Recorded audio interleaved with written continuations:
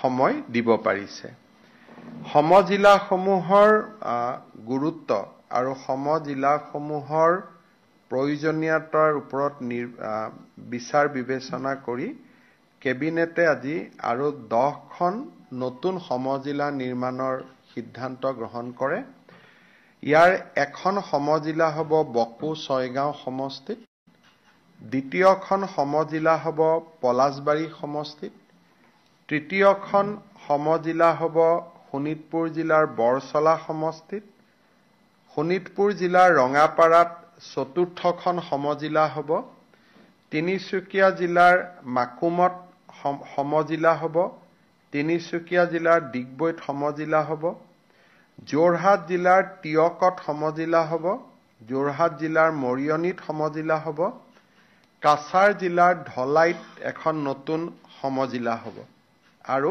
গোৱালপাৰাৰ দুধনৈত এখন সমজিলা হ'ব অৰ্থাৎ অসমত নতুনকৈ আৰু 10খন সমজিলা নিৰ্মাণ কৰিবলৈ ৰাজ্য চৰকাৰে আজি সিদ্ধান্ত গ্ৰহণ কৰিছে টাটাৰ লগত আমি জইণ্ট সেক্টৰত আসাম ক্যান্সাৰ কেয়াৰ ফাউণ্ডেশ্যনৰ জৰিয়তে বিভিন্ন ক্যান্সাৰ হস্পিটাল নিৰ্মাণৰ কামত আমি লাগি আছো ইতিমধ্যে 9খন ক্যান্সাৰ হস্পিটাল অপাৰেশনালাইজ হৈছে আৰু 8খন ক্যান্সাৰ হস্পিটাল নিৰ্মীয়মান অৱস্থাত আছে এই 8খন হল ডিফু ধুবৰী তিনিচুকীয়া শিৱসাগৰ গোলাঘাট নগাঁও নলবাৰী আৰু গোৱালপাৰা এই 8খন স্থানত ক্যান্সাৰ হস্পিটালৰ নিৰ্মাণ কাম দ্ৰুত গতিত চলি আছে এই নিৰ্মাণ কাৰ্য এই বছৰতে যাতে আমি আৰু আগবঢ়াই দিব পাৰো তাৰ বাবে আজি কেবিনেটে 250 কোটি টকা মঞ্জুৰ কৰিছে ইতিমধ্যে আমি প্ৰায় 2500 কোটি টকা খৰচ কৰিছো আজি নতুনকৈ 250 কোটি টকা কেবিনেটে অনুমোদন দিছে আমাৰ কেইটামান গাখীৰ উৎপাদন কেন্দ্ৰ আমি নিৰ্মাণ কৰিছিলো বোকাখাত ডিব্ৰুগড় যোৰহাট বজালি এই চাৰিওটা গাখীৰ উৎপাদন কেন্দ্ৰ বিভাগে নিৰ্মাণ কৰিছিল ভেটেনাৰী ডিপাৰ্টমেন্টে আমি এই গোটেই কেইটা গাখীৰ উৎপাদন কেন্দ্ৰ আজি north east dairy and foods লিমিটেডক চলাবৰ কাৰণে আমি অৰ্পণ কৰো আপোনালোকে জানে যে north east dairy and foods limited হল অসম চৰকাৰ আৰু ভাৰত চৰকাৰৰ এটা যৌথ সংস্থা এটো এটা গভৰ্ণমেণ্ট ইনষ্টিটিউট এটা চৰকাৰী বিভাগৰ পৰা আন এটা বিভাগলৈকে দিয়া হল যাতে গোটেই কামখিনি খুব সুন্দৰ কৰি পৰিচালনা হ'ব পাৰে আজি আমাৰ কেবিনেটত এটা দিশ খুব দীঘলীয়াকৈ আমি আলোচনা কৰো আপোনালোক সকলোৱে জানে যে ডক্টৰ ভূপেন হাজৰিকাৰ জন্ম শতবাৰ্ষিকী 8 ছেপ্টেম্বৰ 2025ত আৰম্ভ হ'ব আৰু 8 ছেপ্টেম্বৰ 2026ত সামৰণি পৰিব অৰ্থাৎ ডক্টৰ ভূপেন হাজৰিকাৰ জন্ম হৈছিল 8 ছেপ্টেম্বৰ 1926 চনত আৰু 2026 চনত শতবৰ্ষ হ'ব আৰু তাৰ এবছৰ আগৰ পৰা আমি বছৰজোৰা কাৰ্যসূচীৰে ৰাজ্য চৰকাৰে ডক্টৰ ভূপেন হাজৰিকাৰ শতবাৰ্ষিকী পালন কৰিবলৈ সিদ্ধান্ত গ্ৰহণ কৰিছে ডক্টৰ ভূপেন হাজৰিকাৰ শতবাৰ্ষিকী খুব সুন্দৰভাৱে পালন কৰিবলৈ ৰাজ্য চৰকাৰে অসমৰ মুখ্যমন্ত্ৰীৰ অধ্যক্ষতাত এখন 50 জনীয়া সমিতি নিৰ্মাণৰ বাবে সিদ্ধান্ত গ্ৰহণ কৰিছে আৰু এই কমিটিখনত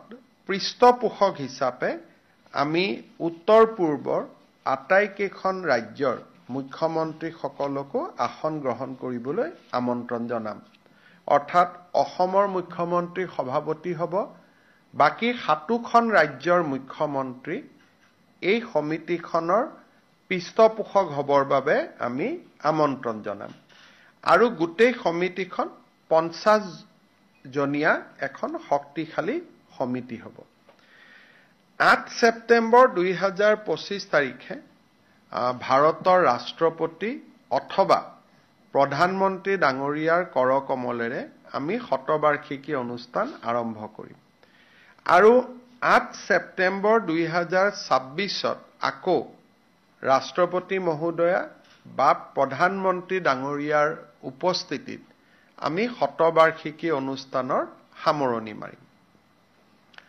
অৰ্থাৎ আৰম্ভণি আৰু সামৰণিত নতুবা প্ৰধানমন্ত্ৰী নতুবা ৰাষ্ট্ৰপতি দুইগৰাকী এগৰাকী উপস্থিত থাকিব।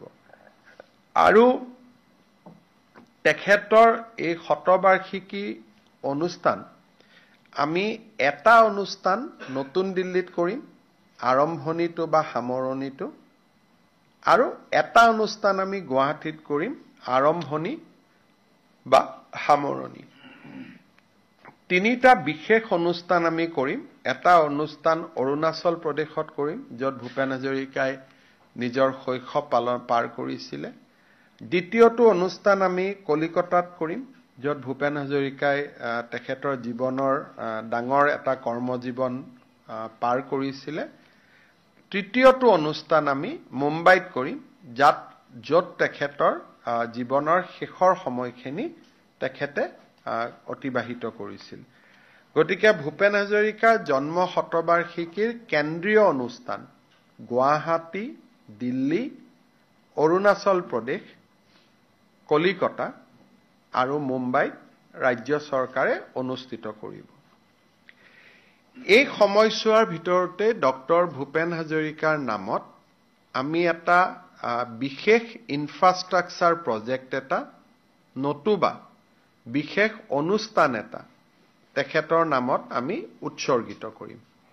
সি ডাঙৰ এটা ষ্ট্ৰাকচাৰ এটা যেনেকুৱা ধৰণে আমি চাম, কোনোবা এখন বিশ্ববিদ্যালয় তেখেতৰ নামত হ'ব পাৰে, কোনোবা এটা অনুষ্ঠান হ'ব পাৰে। আমাৰ 50জনীয়া কমিটিয়ে সেই ক্ষেত্ৰত সিদ্ধান্ত ল'ব। ডক্টৰ ভূপেন হাজৰিকাৰ জীৱনী এখন আমি এই বছৰত 10 লাখ অসমবাসী ৰাইজৰ মাজলৈ আমি প্ৰেৰণ কৰিম।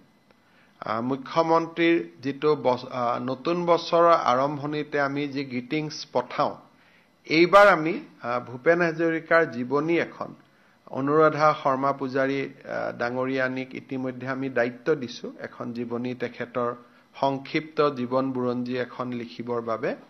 আৰু সেই জীৱন বুৰঞ্জীখন অসমৰ হাইয়েষ্ট প্ৰিণ্টেড এডিশ্যন হ'ব। 10 লাখ কপি মুদ্ৰণ কৰা হ'ব আৰু এই 10 লাখ কপি অসমৰ 10 লাখ ব্যক্তিৰ ঘৰলৈ আমি প্ৰেৰণ কৰিম। আৰু এই পুথিখনেই ভাৰতৰ সকলো ভাষালৈ আমি অনুবাদ কৰি ভাৰতত যিমান পুথিভঁৰাল আছে আমি সকলো পুথিভঁৰাললৈ এই পুথিখন আমি প্ৰেৰণ কৰিবলৈ সিদ্ধান্ত গ্ৰহণ কৰিছোঁ। আমি ভাৰত চৰকাৰক অনুৰোধ কৰিম যে ভূপেন হাজৰিকাৰ নামত এটা কইন, মুদ্ৰা এটা যাতে এই সময়ছোৱাত ভাৰত চৰকাৰে তেখেতৰ স্মৃতিত এটা নতুন মুদ্ৰা এটা ৰিজাৰ্ভ বেংকৰ দ্বাৰা নিৰ্মাণ কৰিবৰ বাবে সিদ্ধান্ত লয়। তাৰ বাবে আমি ৰিজাৰ্ভ বেংক অৱ ইণ্ডিয়া আৰু ভাৰত চৰকাৰক অনুৰোধ কৰিম। চতুৰ্থতে, ৰাজ্য চৰকাৰে ভূপেন হাজৰিকাৰ জীৱনৰ ওপৰত অসমীয়া, ইংৰাজী আৰু হিন্দীত আমি এখন তথ্যচিত্ৰ নিৰ্মাণ কৰিম। আৰু তেখেতৰ গান আৰু কৰ্মজীৱন ইয়াৰ ওপৰত গোটেই বছৰটোতে ৰাজ্যৰ শিক্ষানুষ্ঠানসমূহত আমি বিশেষকৈ আলাপ আলোচনা আৰু চৰ্চা যাতে হয় তাৰ বাবে আমি প্ৰচেষ্টা হাতত ল'ম। গতিকে এই গোটেইখিনিৰ জৰিয়তে আমি ভূপেন হাজৰিকাৰ শতবাৰ্ষিকী অনুষ্ঠান উদযাপন কৰাৰ সিদ্ধান্ত লৈছোঁ আজি কেবিনেটত। আৰু মই ভাবোঁ যে চৰকাৰে যি ধৰণে পালন কৰিব, অসমৰ ৰাইজেও চৰকাৰী যিখিনি আমি ইনিচিয়েটিভ ল'ম এইটোতো ঠিক আছে, কিন্তু ভূপেন হাজৰিকা চৰকাৰৰ সম্পদ নহয়, তেখেত অসমৰ ৰাইজৰ সম্পদ, অসমৰ এক মহীৰূহ। গতিকে আমি ৰাজ্য চৰকাৰে অনুৰোধ কৰিম যে এক গাম্ভীৰ্যতা পৰিৱেশৰ মাজত চৰকাৰৰ লগতে ৰাইজেও যাতে ভূপেন হাজৰিকাৰ জন্ম শতবাৰ্ষিকী পালন কৰে। এইখিনি আছিল, আপোনালোকে যদি কিবা সুধিব খুজিছে সুধিব পাৰে। মেডিকেল কলেজ নহয়, কেঞ্চাৰ হস্পিটেল। এতিয়ালৈকে আমি অলমোষ্ট 2,500 crore খৰচ কৰিছোঁ ৰাজ্য চৰকাৰৰ পৰা। আজি আৰু 250 কোটি টকা আমি অনুমোদন কৰিছোঁ। টোটেল আমাৰ হস্পিটেল হ'ব 9 + 7, 16খন। একো নাই, হ'ব। স্যাৰ, অন্য এটা প্ৰসংগ সুধিব বিচাৰিছিলোঁ। জুনাইত এগৰাকী SDPOই আছুৰ আঞ্চলিকৰ এগৰাকী উপদেষ্টাক খুব বেয়াকৈ মাৰধৰ কৰিছিল। বিষয়টো মোৰ নজৰত আহিছে। আমাৰ অসম আৰক্ষীৰ বিশেষ মহাপৰিদৰ্শক জিতমল দলেক বিষয়টো ইনকুৱাৰী কৰিবলৈ দিয়া হৈছে আৰু তেখেতৰ প্ৰতিবেদন পালে আমি যদি অভিযোগ সত্য হয় আমি কঠোৰ ব্যৱস্থা গ্ৰহণ কৰিম। আছু বুলি নহয়, যিকোনো সাধাৰণ মানুহক কৰিলেও আমি একশ্যন ল'বই লাগিব। আৰু মই বিভিন্ন সভাই সমিতি ইতিমধ্যে কৈ আছো যে পুলিচে নিৰীহ মানুহৰ ওপৰত অত্যাচাৰ কৰাটো এইটো কোনো সভ্য সমাজে মানি ল'ব নোৱাৰে। গতিকে ইয়াৰ ওপৰত আমি নিশ্চিতভাৱে ব্যৱস্থা ল'ম।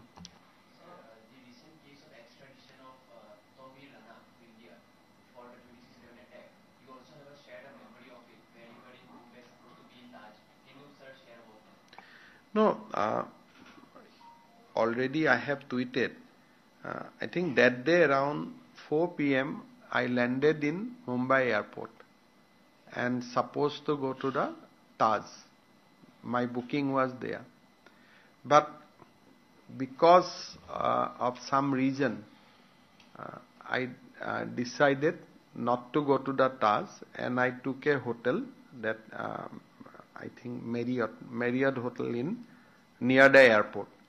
And while I was in hotel only, that point of time, just when I have check-in, that point of time around evening we come to know about the first incident, and entire night I was there, and in fact I have to instead of hotel I have gone to a residence of a known person in the night itself so that we can be safe.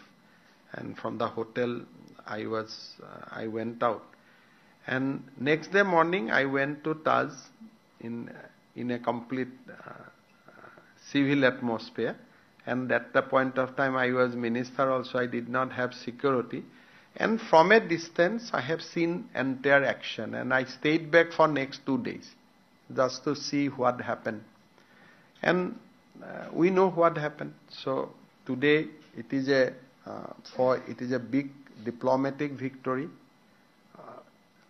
because of Prime Minister Modi. As you know, that American court has in fact acquitted Rana at some point of time. During the UPA regime, he got acquittal.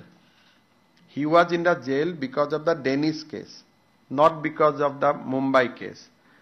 Because that point of time case was not followed properly.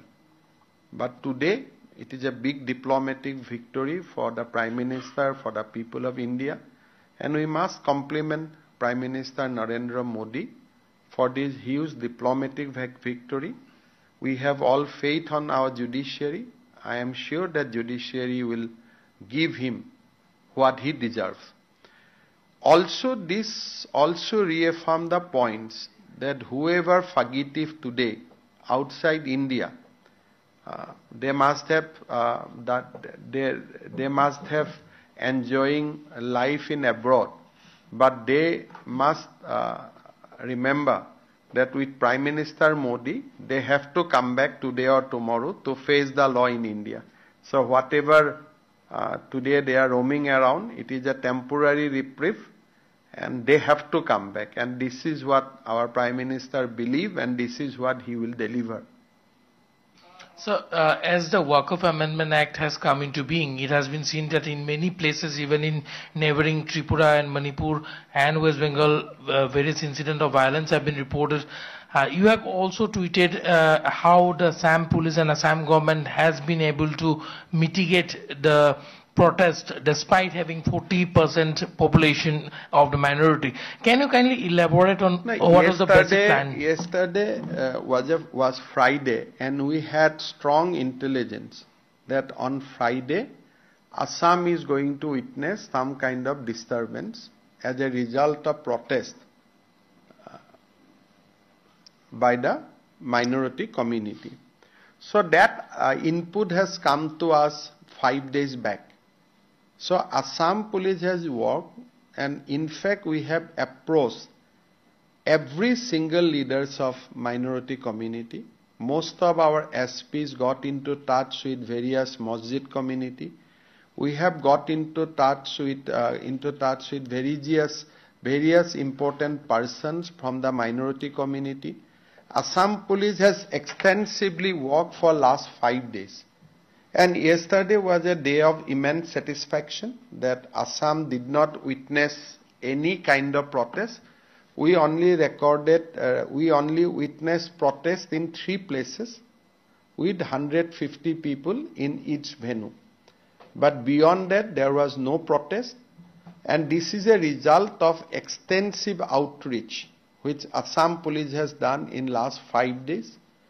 And I'd like to offer my gratitude to the people from the minority community of Assam. I would like to thank Assam police because maintaining law and order is the primary responsibility of the state, and at any cost we have to maintain the law and order. And I am extremely confident that in coming days also we will be able to maintain the law and order situation in Assam. And if there is anybody has anything to say, there are proper platform. The matter is already in Supreme Court. They can argue in favor or in opposition. But law and order maintenance is very, very important. Assam is going to have Bihu also after 2 days. So we have maintained the law and order, and we will continue to maintain the law and order in our state very, very firmly.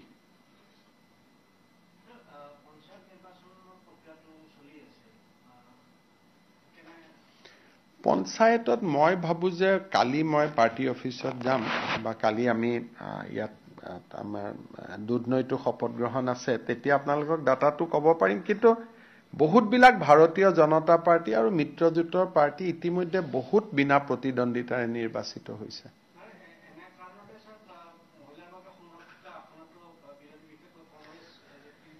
মানে এনেকুৱা হৈছে যে ইতিমধ্যে বহুখিনি খবৰ ওলাই আছে যে সাৰ্টিফিকেটটো জাল কৰিছে, তেলেংগানা কবাৰ সাৰ্টিফিকেটটো আনি শৈক্ষিক অৰ্হতা দেখুৱাইছে, কিন্তু হি এটা নিজৰ জায়গাত আছে।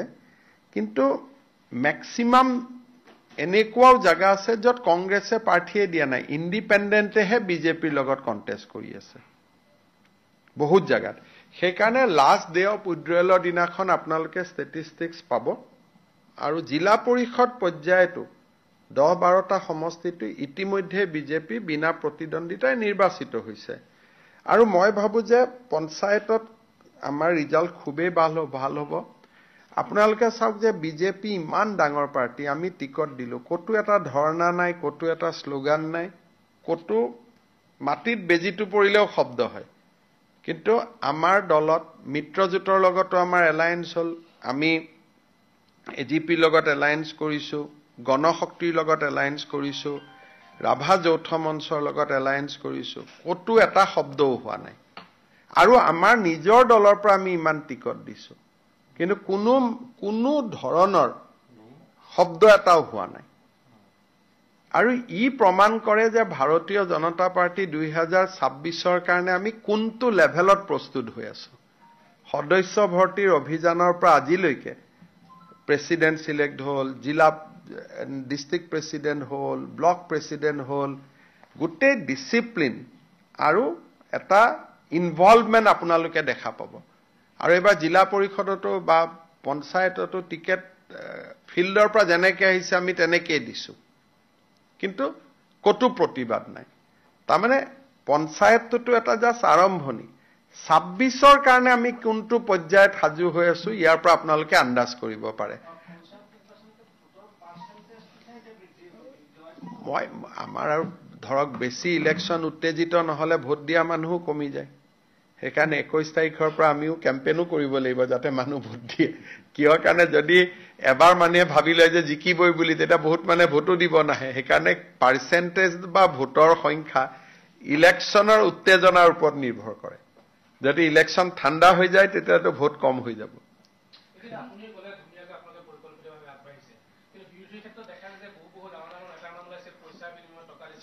এইটো কংগ্ৰেছে যে টেপ ওলাই আছে ফোন কল ওলাই আছে টকা পইচা লৈ টিকট দিয়া ওলাই আছে মণ্ডল প্ৰেসিডেন্টৰ কাৰণে মাৰামাৰি ব্লক প্ৰেসিডেন্টৰ কাৰণে মাৰামাৰি আৰু আহমেদাবাদৰ অধিৱেশনতো কংগ্ৰেছৰ এমপিয়ে কৈছে যে কংগ্ৰেছত বোলে দুই তৰপীয়া মানুহ আছে তাৰমানে কংগ্ৰেছ যে এটা উপযুক্ত প্ৰাৰ্থী নহয় হেতু পাৰ্টি নহয় দল নহয় হেতুটো আহমেদাবাদত কংগ্ৰেছৰ অধিৱেশনত কংগ্ৰেছৰ এমপিয়ে ৰাহুল গান্ধীৰ আগতেই কৈ দিছে যে আমাৰ পাৰ্টিটোৰ অৱস্থা ভাল নহয় ইয়াত গোটেই বিজেপিৰ মানুহেদি ভৰি আছে হেতুটো তেওঁলোকে নিজেই স্বীকাৰ কৰি লৈছে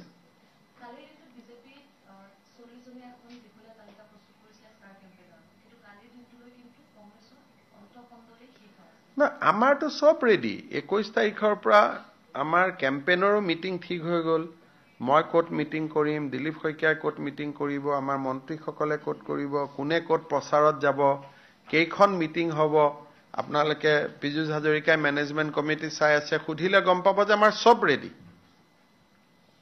আমাৰ একো পোষ্টাৰ আহি গ'ল মেনিফেষ্টো ৰেডি গতিকে বিহু শেষ হোৱাৰ দিনাখনৰ পিছতে আমি জপিয়াই পৰিম আমাৰ সকলো ৰেডি হৈ আছে আৰু এইটো বুলি নহয় আমি আৰু তিনটা ইলেকশ্যনৰ কাৰণে ৰেডি হৈ আছো বিটিসি ফনুৱাল কছাৰী মিছিং কাউন্সিল তাৰ কাৰণেও আমাৰ বেলেগ টিমে কাম কৰি আছে আমি পঞ্চায়ততে ৰখি যোৱা নাই বিটিসিৰ কমিটি অলৰেডি গঠন হৈ গ'ল মোৰ সভাপতিত্বত মিছিং কাউন্সিলৰ কমিটি হৈ গ'ল ফনুৱালৰ কমিটি হৈ গ'ল গতিকে পঞ্চায়তলৈকে ৰখি নাথাকি আমি নেক্সটটো সোমাই গ'লো ফাইনাল সেমি ফাইনাল বুলি একো নাই আৰু আমি এটাৰ পিছত এটা প্ৰস্তুত হৈ গৈ থাকিম কাৰণ এইখন সেমি ফাইনাল বুলি ক'লে বিটিসি ইলেকশ্যনৰটো কিবা এটা নাম হ'ব লাগিব সেইকাৰণে কোৱাৰ্টাৰ বুলি ক'লে সেমি ক'ব ভাল হ'ব যদি এখন সেমি কয় তেতিয়া সেইখনক কি বুলি ক'ব সেইকাৰণে ৰাভাক লীগ বুলি ক'ব লাগিব এখন কোৱাৰ্টাৰ বুলি ক'ব লাগিব বিটিসিক যদি ফুটবলৰ লগত তুলনা কৰে গতিকে এইটো আপোনালোকৰ ওপৰত নিৰ্ভৰ যে পঞ্চায়ত আৰু বিটিসি পঞ্চায়ততো সিট থাকিব বিটিসিটো 15খন আসন আছে হিউটো এখন ফাইনেলত সোমাব লাগিব কিবা এটা কোৱাৰ্টাৰে হওক সেমিতে হওক গতিকে সেইটো সময়ত আপোনালোকে যি নাম দিয়ে আৰু আমাৰ নাম লৈ পেলাই কোনো কথা নাই স্যাৰ গুৱাহাটীত শেহতীয়াকৈ কেইবাটাও পথ দুৰ্ঘটনা হৈছে যাৰ দুৰ্ঘটনাৰ কাৰণ হৈছে ডাম্পাৰৰ দুৰাত্ম ডাম্পাৰক কোনো ফালৰ পৰা নিয়ন্ত্ৰণ কৰা আজিৰ পৰা গুৱাহাটী পুলিচে ডাম্পাৰ বিলাকক দিলুৱাৰে দুটা ডাম্পাৰ আছে নহয় সমস্যা হৈছে এইটো ধৰিলাক আপোনালোকে ক'ব সাংবাদিকৰ ওপৰত অত্যাচাৰ কৰিলে বুলি যি নহওক আজিৰ পৰা ডাম্পাৰৰ ওপৰত একশ্যন হ'ব